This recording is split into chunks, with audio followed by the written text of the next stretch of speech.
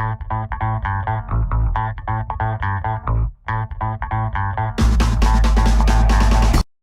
this is John Cole with OKRaw.com. Today we have another exciting episode for you. And in this episode, I'm going to share with you guys the 10 reasons why I choose to eat a vegetable-based raw food diet instead of a fruit-based raw food diet. Now, I want to give you guys a few disclaimers. Number one, this video is not me hating on fruit. I love fruit. Fruit is amazing. And I guess the overall message of this episode is that I want you guys to find the perfect balance of vegetables to fruit, right? In my opinion, it's quite unfortunate that many popular YouTubers that promote a raw vegan diet promote a very high fruit diet without significant vegetable quantity, including the leafy greens, as you guys see me sitting in my garden. You know, greens are so important to me that my YouTube channel is called Growing Your Greens, where I actually teach people how to grow their own food, both fruits and, yes, vegetables. And that I really want people to eat their greens because they are the most under-eaten food and underappreciated food on the entire planet. And then I think on many raw food diets, people tend to gravitate towards fruit because it's so much tastier, so much better.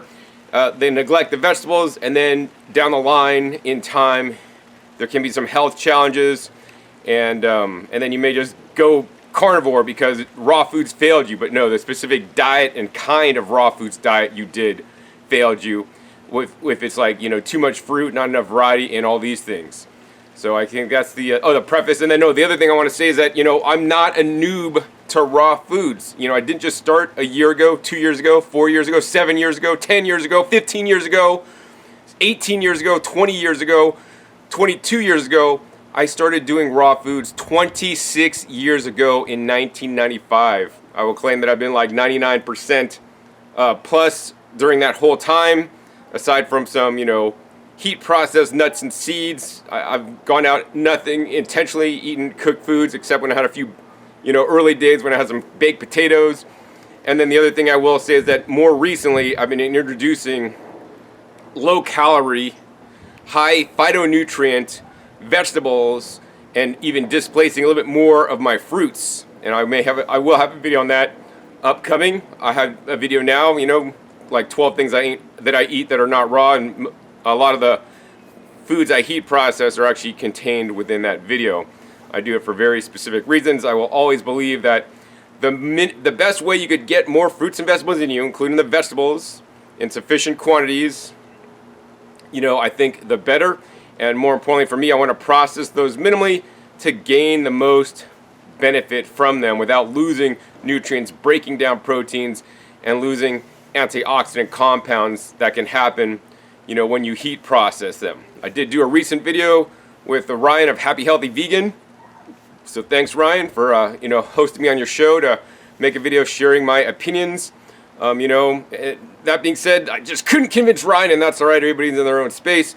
But what I do plan to do on my channel is maybe having a few more videos on why I believe raw foods, should be eaten in higher quantities than most people that eat a standard vegan diet that have a lot of processed foods and or cooked foods. I'm never going to say anybody, you got to eat raw. That's not my message. My message is increase the especially vegetable consumption in your diet, whatever your diet may be. Whether you're on a carnivore diet, you need to increase your greens. Whether you're on a raw food diet, increase your greens. Whether you're on a vegan diet, increase your greens. And hopefully if you're a nutritarian, you're already eating a lot of greens because you better understand where I'm coming from.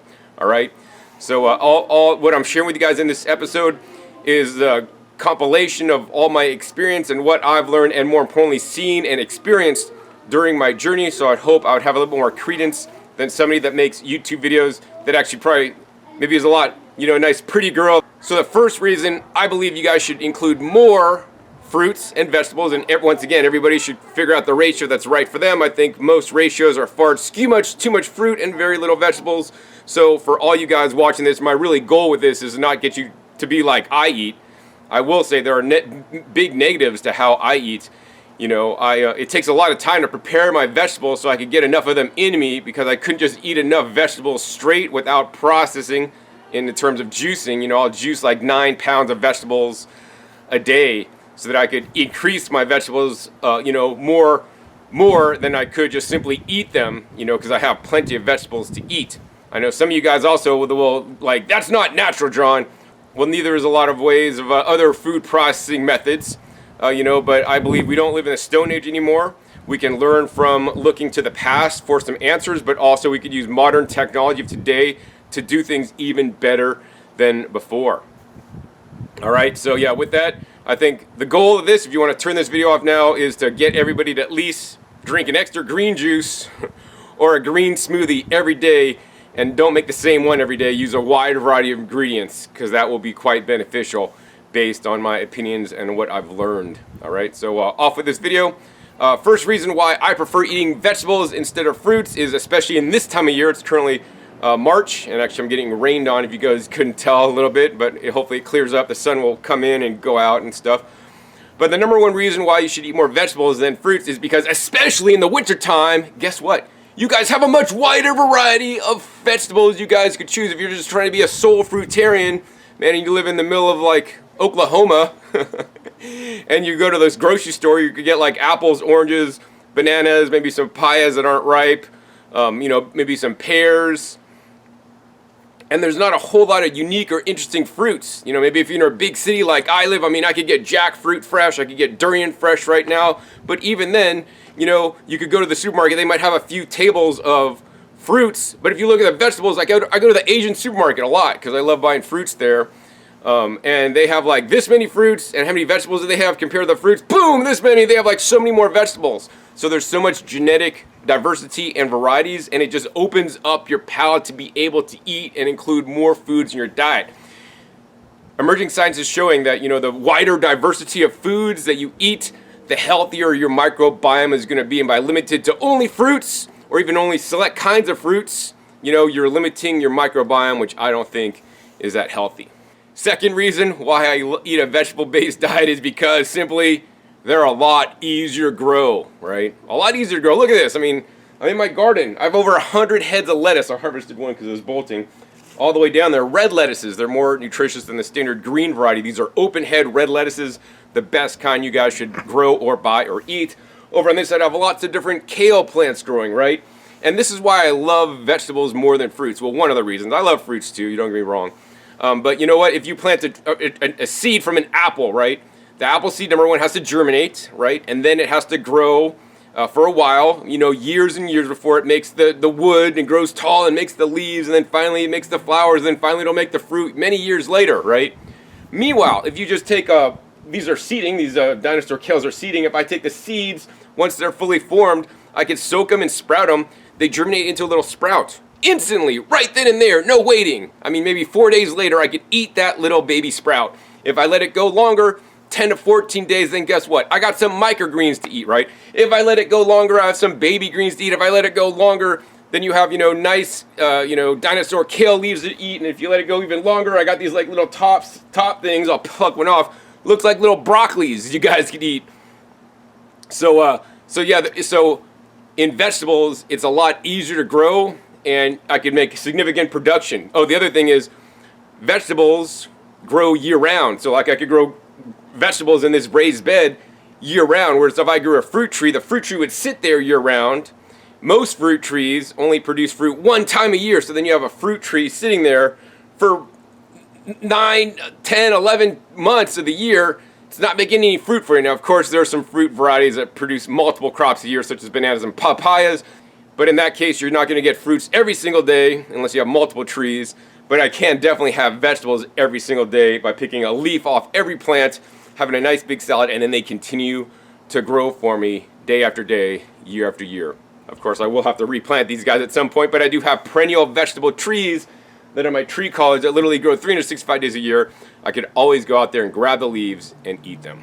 Third reason why I eat more vegetables on my diet than fruits at this stage is because they are more nutrient dense. So how do you define nutrient dense? Because you might hear that term floating all over the place. It's used in the gardening and farming community. It's used in some paleo people use it to like classify something as really good because it has all these big macronutrients.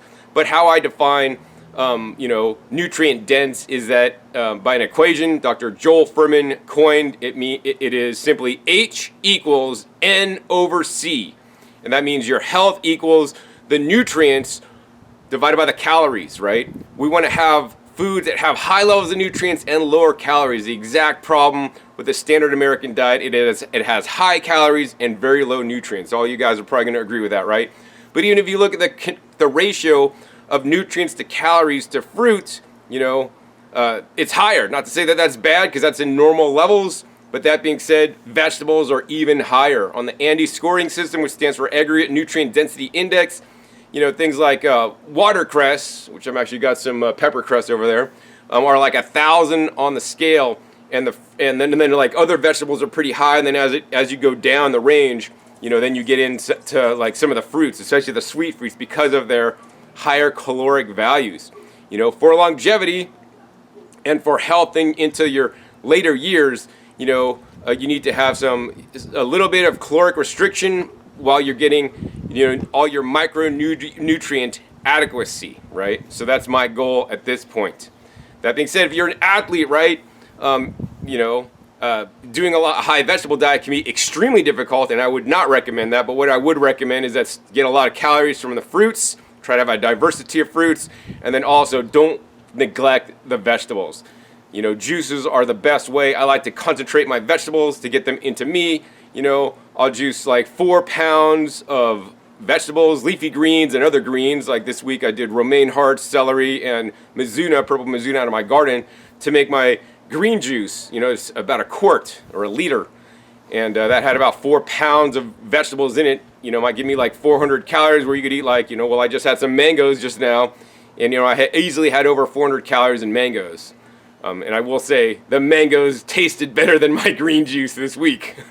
But every time I make different green juices, sometimes they taste better than others, you know. And sometimes it's just not all about the sugar. You know, I know some people that promoted raw foods in the past have promoted sugar, sugar, sugar. We need the carbs, carb the F up, you know, keep it carb, baby, all this kind of stuff, right? I really want to teach you guys to be more concerned about the phytonutrients. You want to eat these micronutrients, foods that are rich in vitamins and minerals, you know, plant polyphenols and anthocyanins and all these other plant compounds. These are the things, in my opinion, that will build your health more than just simply the calories. Fourth reason why I eat a vegetable-based diet is because to have good and complete detoxification, we need to enable our phase 2 liver enzymes. It is said that fruit is so cleansing, and I will never disagree with fruit being cleansing, because fruit is way more cleansing than a McDonald's hamburger. But at the same time, if you understand how the body works, there's phase 1 detoxification and phase 2, and there are properties in greens, such as things in turmeric, things in these plants right here, the brassica family plants, the things I have planted between the brassica family plants, which is right here, the allium. This is a nice garlic coming up over on this side. I have lettuce and I have shallots coming up over here, right? Onions and shallot family plants and turmeric and other greens have some required nutrients that are critical for phase 2 liver detoxification. And if you're only ever eating fruits and not even eating enough greens or the different kinds of greens, you may never get to a deeper level of detox, in my personal opinion. Fifth reason why I eat a vegetable-based diet is because it is a lot more rich in trace minerals. And I'm not saying that fruits don't have trace minerals, because they do, but basically the vegetables concentrate the minerals more than the fruits do. In addition, and that's, you know, you can look up the data on this. I don't have any printouts today, but you got to trust me on this one. I mean, that's generally accepted, okay? Now, the other thing that's very important is that based on the ratio of minerals and the kinds of minerals, right, the greens tend to be more alkalinizing to our body. What that means is that it has a higher pH than fruits. So why does this matter? Well, some people that have eaten a raw foods diet and then went carnivore because they had SIBO, right? That's a small intestine dysbiosis thing that's occurring. Now, why did that occur, right? And I think one of the reasons I believe, and I'm not a doctor, so if you have some kind of medical condition, please consult a qualified doctor. You know, I believe because if you eat too much fruit and not enough vegetables, your stomach acid gets weak, right?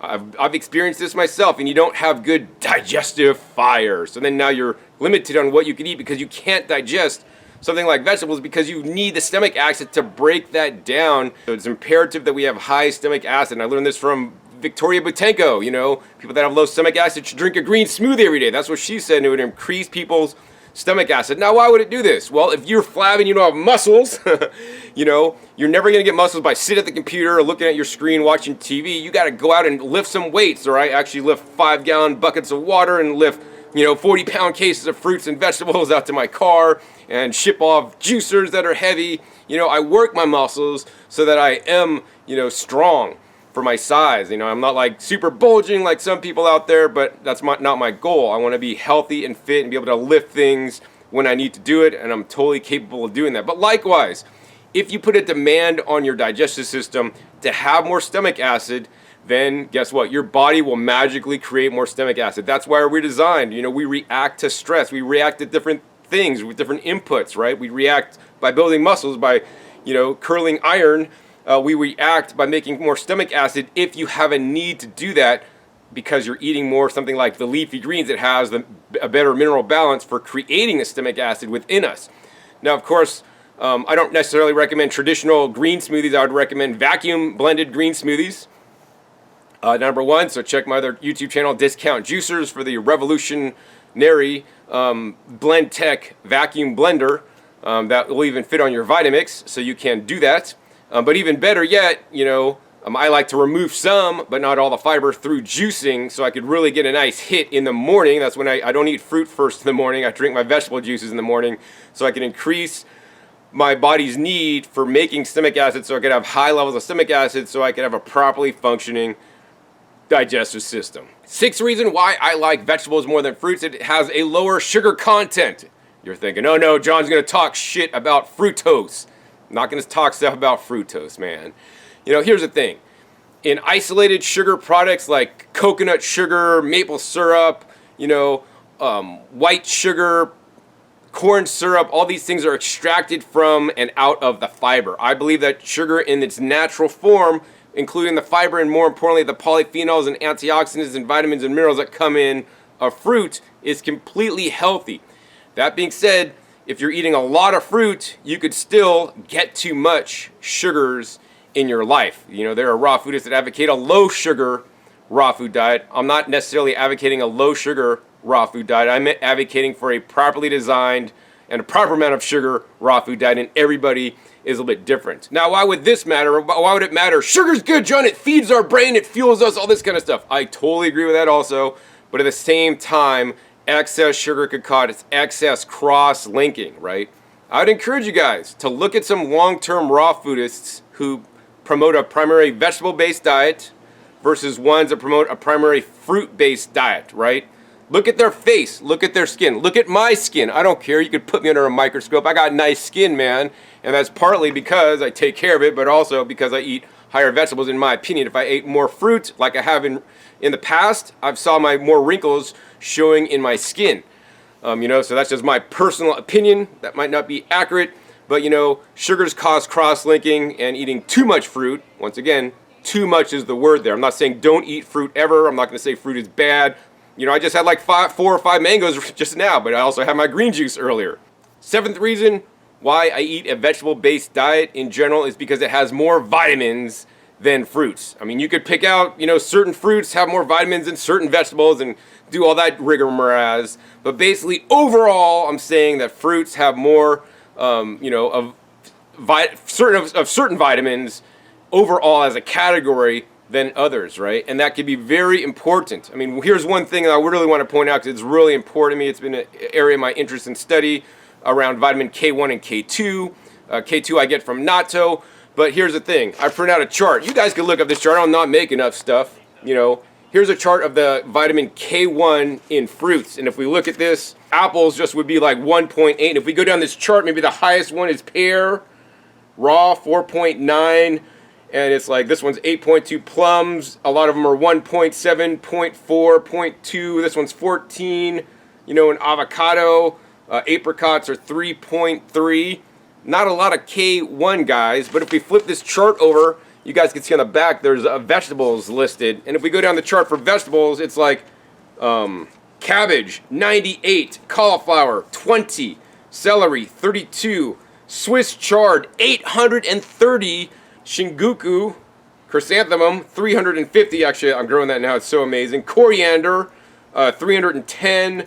things like endive 231, in general, ashitaba leaf 590. I love me some ashitaba. Artichoke is 14, lower amaranth is 1140.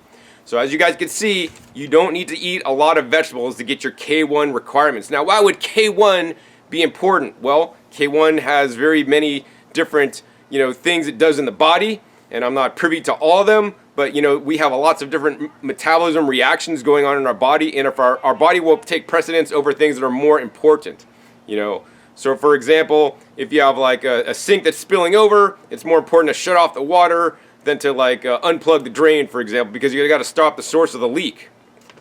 And so in vitamin K1, what happens is that has to do with decalcification of your arteries, number one, and number two, another thing it does is it builds healthy bones. How many people in raw foods do you know that has bad teeth? Well, that's also partly because of their dental practices, but maybe they don't. Maybe they get enough sun, but maybe they're not getting enough K1 that is required for calcium absorption, as along with vitamin D, and probably some other cofactors that are critical.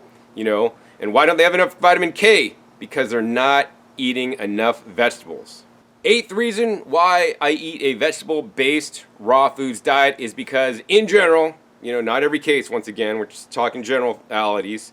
Vegetables are more rich in a diverse range of different phytochemicals and phytonutrients. These are those big crazy words like glucosinolates, anthocyanins, carotenoids, lutein, zeaxanthin.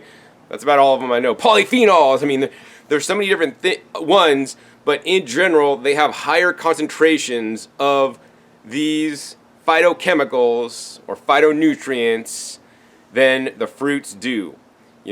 Some people in raw foods will shun all the brassica family plants. You shouldn't eat brassicas, they're toxic. So instead, drink barley grass juice, or barley grass juice powder, right? But to me, the properties in the cruciferous vegetables, such as the cauliflower that I already harvested, the kale in this bed, the broccoli in this bed, I just cut up a whole bunch of kale to dry. These have glucosinolates that are very important for phase 2 liver detoxification, as well as keeping us healthy and young. They're also shown to be anti-cancer. So if you're not getting these nutrients because, you believe the person telling you that they're not good for you, then I think that's limiting myself, and I don't personally want to do that, because I'm doing this not to be dogmatic, not to say that I'm raw, but to have the highest level of health. And the science, to me, clearly indicates that some of these phytochemicals are quite important for our health, and to not limit them. In addition, actually, I just saw some studies yesterday that indicated that anthocyanins from fruits such as blueberries are not as well absorbed as anthocyanins from the leafy green vegetables. So actually, I was kind of overjoyed to hear that. But of course, you can make a case for anything if you look hard enough. Ninth reason why I eat a vegetable-based raw foods diet and make sure I get lots of vegetables as well as the leafy greens is because it's shown in studies that leafy greens are essential for immune regulation and tumor resolution, right? Especially in this time when there's the viruses going around, you want to have a strong immune system, right? In my opinion, if you don't include greens and a wide variety of them, your immune system will not be as strong, because you're getting a more diverse diet that, number one, is feeding your microbiome, so your more microbiome is happy. And also there's phytochemicals in, especially the leafy green vegetables, that are at the top of my list. So, if there's only one vegetable class that you should include more of, in my opinion, it's the leafy greens. Don't just ever eat kale. Don't just ever eat lettuce. Get some dandelion, get some bok choy, get some Swiss chard, get some spinach. Rotate your greens. Every kind of green has good things about it and some things that are not so good. So by rotating and eating a wide variety, including even wild greens, if you could harvest those or find them near you. A friend of mine currently has a chickweed growing in her yard, maybe some dandelion coming up. That could be easily harvested and included in our diet. We need to really get some of those bitter greens in, like in the dandelion. That's especially good to help detoxify your liver, as shown by traditional medicine. The 10th and final reason I choose to eat a more vegetable-based raw foods diet instead of fruit-based, and this is the first time I'll be mentioning this in any large way in any of my videos, is because they are shown to be lower in deuterium, right? You guys could look up what deuterium is, Deuterium, and it is shown that Foods low in deuterium slow down aging and may even have anti-cancer benefits as well as other benefits. I mean, some of the testing they've done in petri dishes is keeping a cell culture alive in low deuterium water versus regular water, and the cells that stay alive in the low deuterium water stay like healthy and live longer. So you could buy this special low deuterium water for really expensive, but the cool thing is the plants know that deuterium slows down their respiration rate. So actually in many leafy greens, they push out the deuterium because they don't want it. It hinders the chlorophyll and energy cycle process from my understanding as a neophyte. And the other thing to remember is that the fruits concentrate the deuterium, right? And so if you're eating a balance of greens to fruits, you could basically get a good deuterium balance. But if you're eating a lot of fruits, you're going to have a higher deuterium levels, which has been associated from some of the studies I've seen to maybe not having the best health and being more prone to cancer potentially and all these other things. So do your own research on that. I think it's legitimate and solid, and even if it isn't legitimate, it's just yet another reason to eat leafy greens, whether it's true or not, because there are so many other benefits of eating more vegetables. Once again, not saying don't eat fruits. I eat plenty of fruits. Even lately I've actually probably been eating too many vegetables and not enough fruits, and then my body's like out of whack. I'm like, whoa, John, you're eating too many vegetables, man. You need to ping back and eat a little bit more fruits now. So I like to usually enjoy berries, and right now I have persimmons, some feijoas, mangoes, and fresh jackfruit, and some bananas that I'm probably going to freeze because I don't like to eat bananas, and apples. Yeah, I still have plenty of fruits, and they eat plenty of fruits. And I want to encourage you guys to have a more balanced raw foods diet, whatever that means. In the end of this episode, I really would just encourage you guys to, if you're eating like 2 meals of fruit a day, hey, reduce that down to 1.5. How could you do that? Well, when you're eating your second fruit meal, eat it with some romaine lettuce, eat it with some kale, eat it with some celery, eat it with some bok choy or some arugula, right?